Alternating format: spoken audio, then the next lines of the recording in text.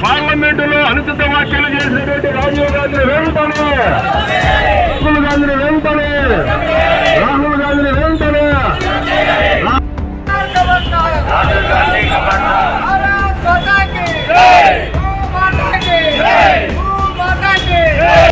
సమావేశాల్లో హిందువులపైన ఇప్పుడు ఉన్నటువంటి ప్రతిపక్ష నాయకులైనటువంటి రాహుల్ గాంధీ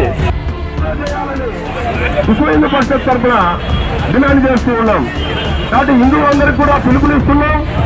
ఇలాంటి వ్యక్తులు ఎవరైతే ఉన్నారో హిందువుల పైన వ్యతిరేకంగా మాట్లాడుతూ హిందూ దేవాలయాల పైన